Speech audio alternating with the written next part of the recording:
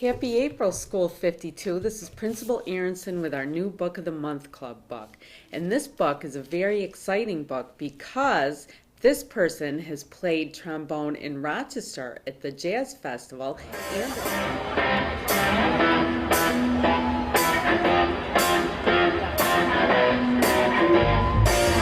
There's a good old Tuesday.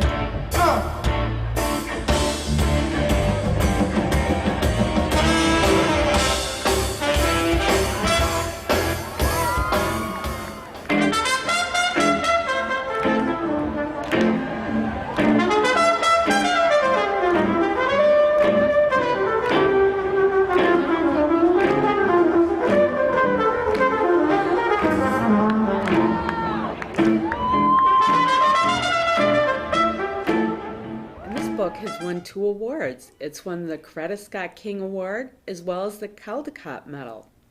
It's been written by Troy Trombone Shorty Andrews and illustrated by Caldecott Honor winner Brian Collier.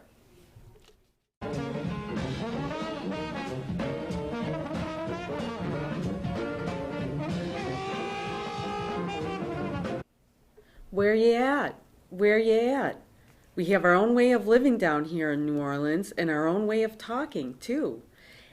And that's what we like to say when we want to tell a friend hello. So, where you at? Lots of kids have nicknames, but I want to tell you the story of how I got mine. Just like when you listen to your favorite song, let's start at the beginning, because this is a story about music. But before you can understand how much music means to me, you have to know how important it is to my hometown, my great inspiration. I grew up in a neighborhood in New Orleans called Treme. Anytime, day or night, you could hear music floating in the air. And there was music in my house, too. My big brother James played the trumpet so loud you could hear him halfway across town. He was the leader of his own band, and my friends and I would pretend to be in the band too. Follow me, James would say. There's one time every year that's more exciting than any other, Mardi Gras. Parades fill the streets and beaded necklaces are thrown through the air to the crowd. I love the brass bands with their own trumpets, trombones, saxophones, and the biggest brass instrument of them all, the tuba, which rested over the musician's head like an elephant's trunk. Where you at? Where you at? The musicians would call. All day long I could see brass bands parade by my house while my neighbors danced along. I love these parades during Mardi Gras because they made everyone forget about their troubles for a little while. People didn't have a lot of money in Treme, but we always had a lot of music.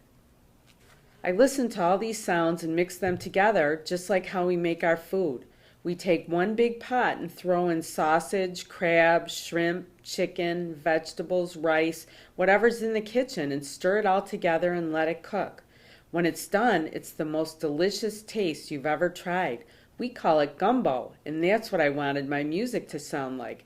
Different styles combined to create my own musical gumbo. But first, I needed an instrument. The great thing about music is that you don't even need a real instrument to play. So my friends and I decided to make our own. We might have sounded different from the real brass bands, but we felt like the greatest musicians of Treme. We were making music and that's all that mattered. Then one day I found a broken trombone that looked too beaten up to make music anymore.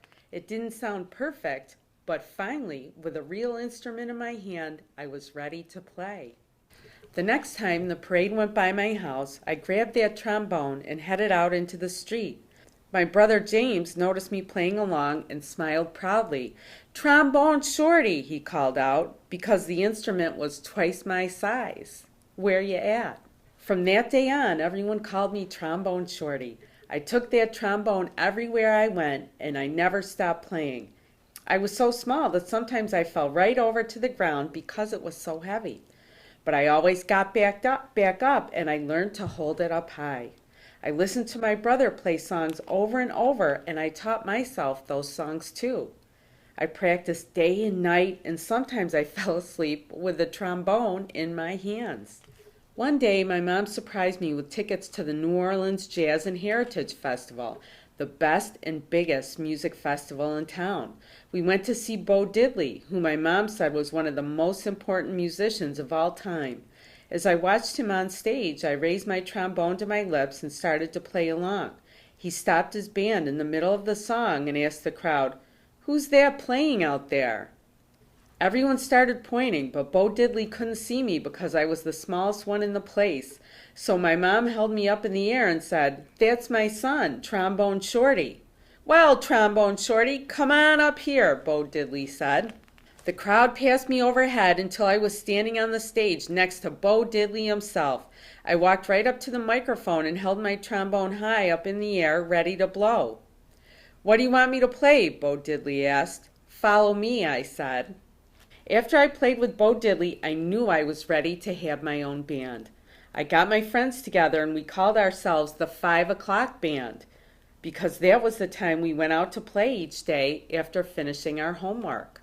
We played all around New Orleans. I practiced and soon my brother James asked me to join his band. When people wondered who the kid in his band was, he'd proudly say, "That's my little brother, Trombone Shorty. Where you at?" And now I have my own band called Trombone Shorty and Orleans Avenue, named after a street in Treme. I've played all around the world, but I always come back to New Orleans. And when I'm home, I make sure to keep my eyes on the younger musicians in town and help them out, just like my brother did for me.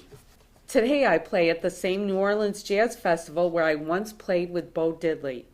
And when the performance ends, I lead a parade of musicians around just like I used to do in the streets of Treme with my friends. Where you at? Where you at? I still keep my trombone in my hands, and I will never let it go. Thank you for listening to April's Book of the Month, Trombone Shorty. And as you start talking about this as a class, we've also provided a lot of exciting activities for you to do. So you can write about it, draw about it, and talk about how this book impacts you and the things you want to do when you grow up, and how practicing, and doing your homework will help you get to where you want to be. Happy April!